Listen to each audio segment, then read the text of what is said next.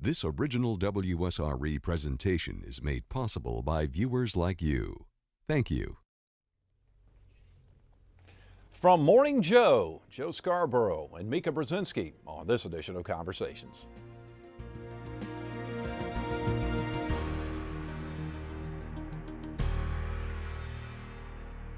Joe Scarborough and Mika Brzezinkski have completely destroyed the formula for morning television. The result, critical and rating success. Morning Joe on MSNBC has changed the way viewers consume their morning news. The free-flowing and informal format brings together smart, witty, and opinionated personalities. The topics range from politics to pop culture, and the guest list from Bill Clinton to Oprah Winfrey. Joe, Mika, and Willie Geist have the chemistry and moxie to make this unorthodox format work, and work rather well. From regular Joes to Washington elites, the show is a hit. We welcome Joe Scarborough and Mika Brzezinkski to Conversations. Thanks, guys. Great to see you again. Joe, great seeing you. Thanks for having us. Yeah. Mika, pleasure meeting you finally. Thank you. Joe dressed up and I didn't. I Oh, don't you know how look- that happened. Usually it's the other way around. But That's okay. right. That's right. You both look In fabulous. New York, it's just the opposite. Yeah, I got you. Tell me how the two of you came together from a television relationship standpoint. Well, we met on the air basically. There were a couple of conversations that happened before the show started because Joe was building the show and he was looking for people to staff it. And I was in the right place at the right time or the wrong place at the wrong time, depending on the day. She doesn't want to tell the story, I but was in the line of fire. no, she won't tell the story. But what really happened was, as everybody around the set and WSRE knows, I did Scarborough Country every night for 4 years from this studio. And so I would do the news for 30 minutes and wave my arms around, and then 30 minutes into the show, I'd say, now let's go to New York for all the news you and your family need to know. And there would be Mika. She would do the 30-second broadcast. And at the end of the broadcast, she would say, and now back to Scarborough Country. And so the next day, my good friend Rich Santos said, hey, I think that girl's making fun of you. I said, oh, she's not making fun of me. And sure enough, the next night, I heard the same thing. And now back to Scarborough Country. And I said to Rich the next day, I said, I think she is making fun of me. So fast forward 6 months, Imus gets in trouble for talking about women's basketball. I go up there, and I've got to do the show the next day, but I see Mika Brzezinkski across the newsroom up there, and I say, I'm going to go over and introduce myself, because we never met. Introduce myself, and then I said, by the way, I want you to know that I know you're making fun of me. And she said immediately, how can I make fun of a show that I've never even seen? And with that, I picked up the phone. I called Phil Griffin. I said, I found my co-host. She went on the show the next morning. And it's so funny. By that afternoon, she was getting calls from all of her friends at ABC and CBS where she had worked and all the local stations where they said, how long have you two been working together? And she said, a couple hours. I didn't know him until yesterday. And it's just one of those strange things. As you know, when it works, it works. Yeah. And when it doesn't work, it doesn't work. And in this case, it worked. What did you think about this guy, though, Mika? I mean, you came out of a traditional news background, CBS.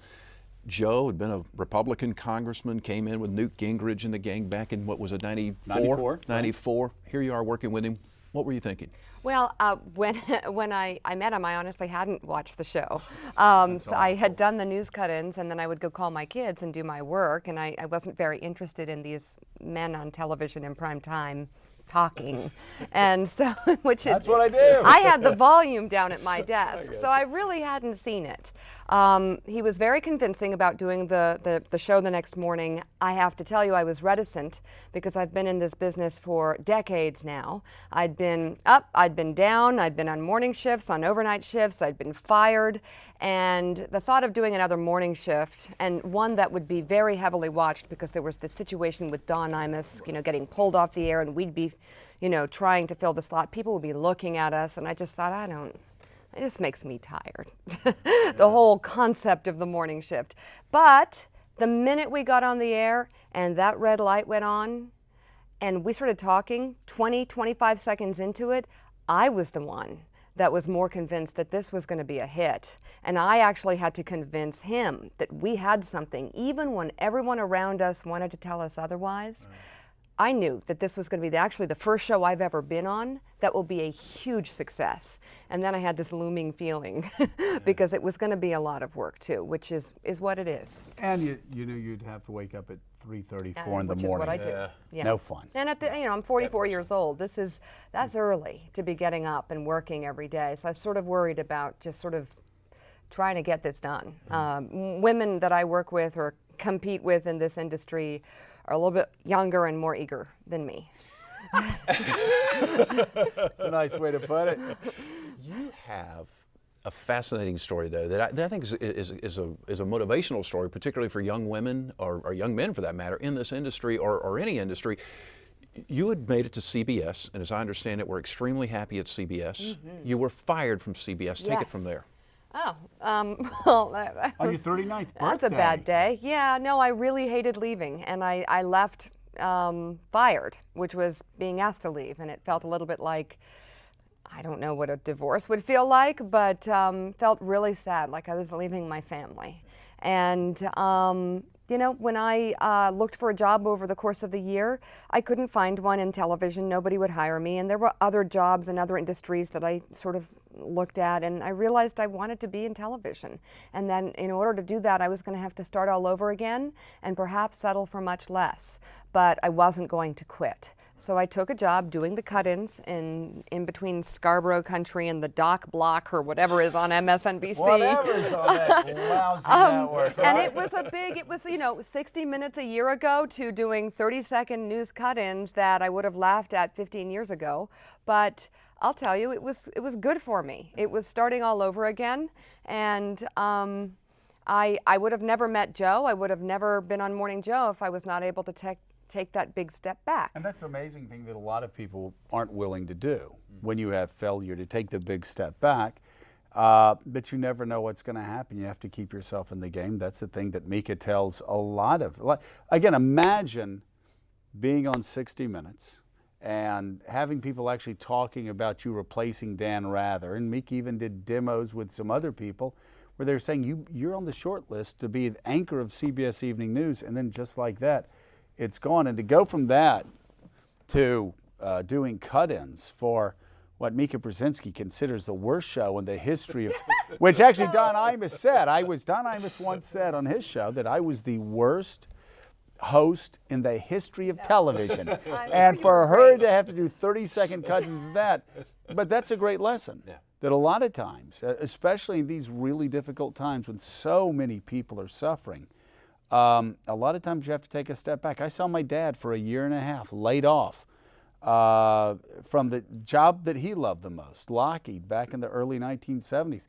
I saw him travel around the South for a year and a half looking for a job, and he ended up settling on a job, just to be really blunt, that was really beneath his skills, beneath his training, but he did it. And he worked hard, just like Mika worked hard, and great things came of it. Well, I just want to correct one thing. You said I had to take the job doing 30 seconds. I begged for that job. I came crawling in begging MSNBC for that job. I couldn't get anything.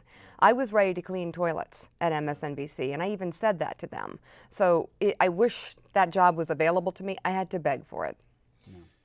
There's something to be said, though, for believing in yourself and chasing your passion. You and I were talking before this show went on the air here.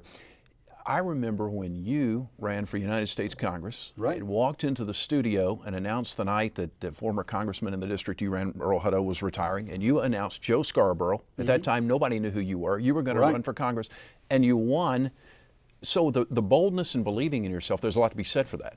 I actually was running against Earl before he had actually retired, and he was a 16-year incumbent. But I felt like it's something I needed to do. It's something I believed strongly in doing. And so what happened was I went from having everybody tell me I was going to lose to Earl Hutto to telling me I was going to lose to the 5 Republicans who jumped in when Earl dropped out. And the strange thing is, all my friends would tell me I was going to lose. My family, everybody thought I was going to lose that race. You remember back, nobody knew who I was. That's right. And it wasn't until the final week that people started thinking, hey, wait, maybe this crazy kid with bad hair, big hair is going to win. But the funny thing is, I had a good friend come up and he looked at my little campaign office in the middle of the campaign. There were 5 of us in the race. He looked at all the maps. I had figured this out. Mm-hmm. And I figured out how to win with a grassroots campaign and no money. I figured out, he looked around, he said, this is really impressive, Joe, you know. And I gotta say, I never thought you had this in you. If you keep working this hard, you could finish 3rd or 4th. I'm really proud of you. And the funny thing is, I knew I was gonna win, so I didn't I just smiled at him and I said, that's really kind of you. But it's as crazy as it seems, and you know, there's so many people that are watching tonight that remember when I first ran, and nobody expected me to win.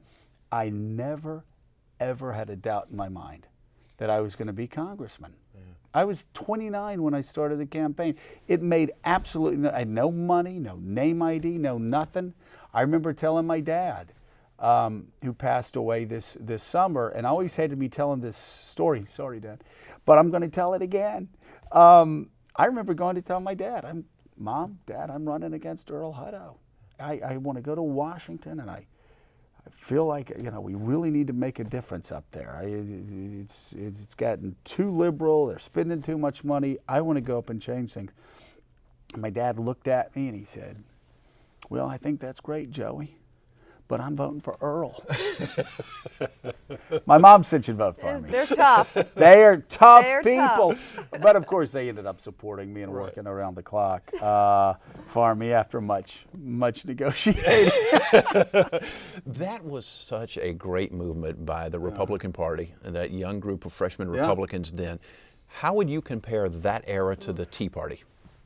You know, it's identical. It's almost identical. I love having people coming on my show saying this is the craziest the Republican Party has ever been. They're reckless and they're irresponsible and they're nihilists. What are all the things we hear? They're terrorists, they're hostage takers. That's about it. I love hearing journalists in Manhattan say, this is the craziest the Republican Party's ever been. They say that every 4 or 6 years. I've got to say, it is shocking to me how history has repeated itself. Mm-hmm. How Bill Clinton made the same mistakes as Barack Obama his first 2 years in the White House. You had somebody running as a centrist, as an agent of change, that resorted to big government liberalism. Middle America rejected that, and they went for right-wing, small government conservatives who went up and fought the progressive president. And the results have been just about the same. The only question is whether the Bill Clinton of this cycle, Barack Obama, gets reelected because Republicans overreach, which most Americans thought with the government shutdown and other things that we did that we overreached. So they put Bill Clinton in again in '96. The question is, will they do the same with Barack Obama? And I've got to say right now I'm skeptical because Bill Clinton learned. Yeah. He went to school on the mistakes he made. Mm-hmm. He moved to the center, and he started talking about balancing the budget and regulatory reform. He played them very well. And he played us like a drum. Yeah. He just beat us. He beat us to a pulp politically. He's smooth, isn't he? It's unbelievable. Wow. You know, we interviewed him a couple of weeks ago at the Clinton Global Initiative, and he's incorrigible. You know what? He is the sort of guy that he starts talking, and you're like, wow. You can talk to him about anything. Yeah. So I'm asking him about Sudan, and I'm asking him about the Clinton Global. And so I said, I'm going to throw this guy off. He's from Arkansas. He should know about Arkansas football, but he's not going to know about Arkansas football because he's a New York guy now. I said, my alma mater, Alabama, plays your alma mater, Arkansas. What do you think, Mr. President? Thinking that he wouldn't know what to say, he goes, well, let me tell you, our running back got hurt on, I think it was Wednesday practice. He was cutting left off tackle and he pulled something. We got 3 of the best wide receivers. Now, if you look at the depth chart on defense, Alabama's about 3 back and the left linebacker. They're going to say, he knew the charts for Alabama. He likes to hear himself talk. He loves to. Does that remind you of anybody? Yeah. So anyway, let me tell you, when I was in college, but Clinton, went on and on about football. And Terry McAuliffe, his good friend, later said, "You can ask me about anything." Oh my I gosh. don't know. He's a computer. Terry McAuliffe was sitting similar to the seat that you're in, and I look over his shoulder. He was in the next segment. There's Bill Clinton back talking to our assistants, our makeup artist, and our producer, holding court, and they're all transfixed. He is something. But I will tell you, Barack Obama will not be able to respond the way Bill Clinton did to his challenge, because Bill Clinton was governor of a conservative state for 12 years, and he knew how to forge compromise when he needed to forge compromise.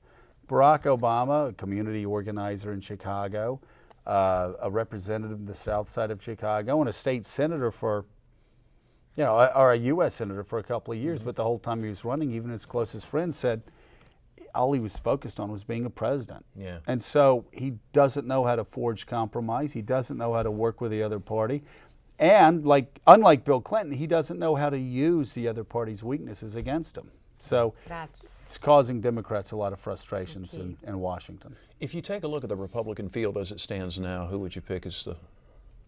I think it's Mitt Romney. We're really good friends with Chris Christie. Mika was talking him actually through this entire process. Throughout the whole process, and I can tell you she got off the phone with him, what was it, 2 nights ago? 11 o'clock the night before he... 11 o'clock before the announcement, she called me up and said he's going to run. He's told me he's going to run, and he was there. He was there, and he had doubts, and at the end of the day, what was it? Why did he not run? What did he tell you? Well, he says he's got his commitment to New Jersey, and it was in his gut that he just shouldn't do it. Couldn't quit. No. So I think by default now it's Mitt Romney. Yeah. Let me throw a couple of names out there, and you guys just give me a little bit of feedback on it. Hillary Clinton. Stop it right now. Don't What do you even mean? start him. What are you talking That's not about? Try another name. No, I think He loves her. I love her. Now he's going to say he's his girlfriend. Oh, I'm not going to say that. I'm in my hometown. I'm coming. They'll drag me out and beat me.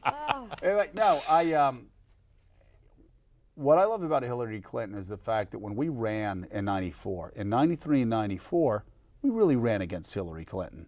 She was a dyed-in-the-wool, left-wing progressive who believed that the answer rested solely with big government. And over time, she had a very rough 8 years. But I got to tell you, people like Pat Buchanan and myself looked at her and said, you know what? She kept her head down and she kept fighting. She got elected to the Senate. I would go to the Senate and I would ask my friends, Trent Lott, Richard Shelby, rock-ribbed conservatives, what do you think about Hillary? I'd expect to hear these bad stories. And Trent would tell me, he goes, boy, she works harder than anybody. She is more pro-military than anybody here. And you can work with her. She is a professional. And Trent Lott said, I love her. I worked against her for 8 years, tried to destroy her for 8 years politically. But she is just somebody you want working with you. And then you look at the campaign that she ran against Barack Obama in the primary. And she was just tough. She just kept coming. So I've got a lot of respect for the fight in her. I think actually, politics aside, I think she's a great example for a lot of people, especially for women. Marco Rubio. What do you think? Right candidate, right message, right time. Needs work. Yeah, he's a little young. Yeah. There are a lot of people that are pushing Marco to be vice president. And just like Barack Obama wasn't ready to be president of the United States, Marco is not ready, I think, to be vice president of the United States. He needs more than 2 years in the United States Senate. This may sound blunt, but the reality is I talk to so many Democrats and say, why would you support somebody who is young and inexperienced like Barack Obama? And they would say, it's just so exciting. He's an African American. We can make history. This is great. Now, that's fine. I understand the instinct, but at the end of the day, it's caused the Democratic Party, and I think this country, a lot of problems because people wanted to send a message. With Marco Rubio, you've got, and you hear the same thing. Oh, let's get Marco. Yeah. Why Marco? He's young, he's this, but you know it's coming. Bill. You know it's coming when they go, and he's Hispanic. Yeah. Well, it's great that he's Hispanic, but let's wait and give him the experience and give him the seasoning that he needs so when Republicans send a Hispanic conservative from Florida to the White House, that person will be ready to do a great job. I love Marco. I love his ideology. I love what he stands for. But as Chris Christie taught us a couple of days ago, you need more than 2 years And the on the national scale. The Republican level. candidate for president does not need to make another mistake in their choice for vice presidential candidate. Stop that. No, I'm serious. You know they what? need a statesman or woman. Listen, here's the deal, okay? If he wanted to talk to you about Sarah Palin, he would I- say Sarah Palin. No, I did not. It's another You were mistake. talking about Sarah should not- Palin. Sarah Palin. There you go! Oh, no. She doesn't talk about Sarah Palin No, anymore. hey, I will. No No, problem. my mom's watching. I can do it. My mom loves Sarah Palin. Well, let's see what Mika thinks of Sarah Palin. When she emerged on the landscape and her name was announced, my initial reaction was unlike anybody else in the mainstream media, I am sure. And my reaction was a woman, 5 kids, husband who supports her job, works 150%, modern, in her 40s, attractive. How cool. How cool is this going to be? Pro-life and actually not a white middle-aged male? That's great. Someone who can really inject her own identity into the conversation as it pertains to being a conservative. This is great for And the by the way, American conversation. The viewers need to know that Mika may be a left-wing Marxist, but she is a pro-life So here's left-wing the Marxist. thing. Yeah. So here's the thing. I was excited about her. She turned out to be a huge disappointment, a complete failure. But had she not, I think it would have been great for this country. Had she been ready for it, had she measured up intellectually and in terms of her managerial experience and brought it to the table, it would have been great for this country. I want to touch on something, talking about children, talking about being a mom. You said that as women pursue their careers, they should not forget to be a mom. Don't forget to have kids, I think is what you said. That's what I tell lots of young women when they come ask me for advice about this business. The business I'm in can suck the life out of you and leave you very much alone. And it's a very consuming business. You can get very wrapped up in it. It can tell you lots of things about yourself that aren't true. You get, as I put in one of the books I wrote, you get filled with Kool-Aid. Right. And you shouldn't drink it, and you definitely shouldn't believe it. And to me, if you want to have a family, and if you're a young woman starting a career, you should work as hard on finding that partner in life and on making that family as you do on establishing your career. I don't understand why one is more important than the other. To me, they interrelate, and for me, I'm nothing without my family. What would any of this be if I didn't have children to share it with and to make a path for? So that would not have happened without a commitment to the concept. It's always shocking when Mika and I go around and we'll talk to young interns that are getting into the business, and they'll ask me my advice, and of course I'll go on and on and on and talk about nothing but Alabama football and when I was in Congress. But they'll ask Mika, and the women will say, well, what's your advice for us? And they're expecting to give the type of advice you hear around Manhattan, work long hours and, sell out to your job, do whatever it takes. And Mika will always say, don't forget to have kids. Don't forget to get married. Don't forget to have a family. That's more important than anything. And these women are shocked. Yeah. Because it's the last thing they have heard growing up. It's the last thing they expect. But then Mika will explain to them, when I got fired on my 39th birthday, if I had waited to have a family, I would have gone home that night alone. To a cat. To a cat. Right. Exactly. and to 12 cats. That would be, I would be found the next morning on the floor with cats chewing on me. Instead, I drove home, crying all the way home, and I opened up the door and there were my 2 girls. 2 beautiful girls who, needed me to survive and figure it out and get another job at some point, which, believe me, they begged me to. Because they're not used to me at home. That was a long year. Yeah, that was 2 girls, and Jim my was husband there, was so like, supportive. Okay. But dinner's great. They all did say, get out of there. Yeah, it's been great having you home, Mommy. Can't cook. But go pursue your passion. Please. And your passion's not cooking. You have a new book, Mika, Knowing Your Value. Yes. What's the essence of the book? Well, to know your value and actually very effectively communicate it. And this book is really ours, Joe and mine, because it's the story of our salaries and the disparity between them and what we did to fix the problem, and then how we laid out the story so that others can learn from it. And it's very raw and at times kind of exposing to the process. And I think it's actually been very helpful to a lot of women. I've heard feedback of raises that have now been gotten, and Joe's been punched a lot. I mean, he's got bruises up and down both arms because every time he's been extremely generous with the process that we went through to fix the disparity in our salaries, and it ended up being a book that I think is of great use to women. Yeah, you know, my mom worked growing up, and I learned early on, it's much tougher for women in business than it is for men. That's just the reality of it.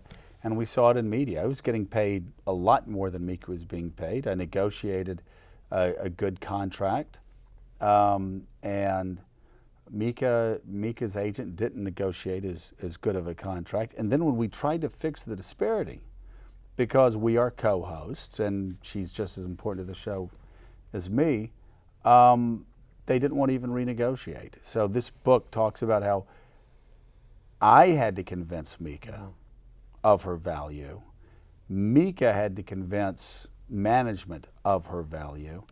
And it's fascinating how she talked to some of the most powerful women in America. And there are so many things that women do when negotiating their contracts that they undercut themselves. And really, or as you say, are their own worst enemies. Yeah, no, I mean, that's exactly it. You convinced me of my value, and then I learned how to communicate it effectively. And now it's an amazing process, because I went in there like 4 times. Joe's like, "Go, this doesn't work. This is terrible. I make too much more than you, and you got to fix it." And I'd go in there, apologize, "I'm sorry, this is a bad time. I know this might be awkward," or, I mean, literally set the scene wrong. And then there's playing the victim, where you think they should care, that like you have other problems that need to be paid for. None of these things work. Men go in when they have a goal, and they go in there and they get that goal accomplished. And if they have to raise their voice, if they have to, like Joe, maybe even use some coarse language. Oh, I've never done that. I'm telling you, my mom's watching. I'm sorry. No, Sorry, Mary Jo. But men can go at it, poke each other in the chest, and then they'll talk about, going to a bar and watching the game Friday night, and they'll recover. And that. And that is the thing. I mean, there's so many times I would go in, and when I go in and I ask for raises, I never think they're doing me a favor. Right. I think I'm doing them a favor, and it's just a mindset where you walk in and say, "This is what I'm worth, and you pay me, or I'm going somewhere else." Okay, here's the deal, guys. Y'all got to come back again. We're out of time. Oh my gosh, would love to. It's so nice to Thank meet you. Joe, it was a pleasure seeing you great to again. see you. Mika, great meeting you. Thank you. Joe Scarborough, Mika Brzezinkski, the show Morning Joe, weekday mornings on MSNBC. You can catch our recent episodes online at WSRE.org/conversations. Thank you so very much for watching. I hope you enjoyed the broadcast. I'm Jeff Weeks. Take good care of yourself, and we'll see you soon.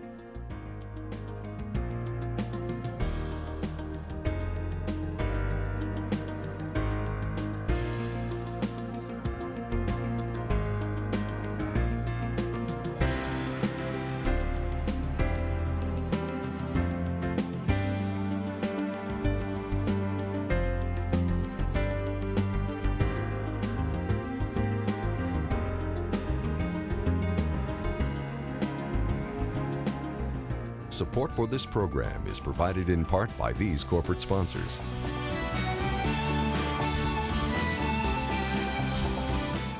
And by viewers like you.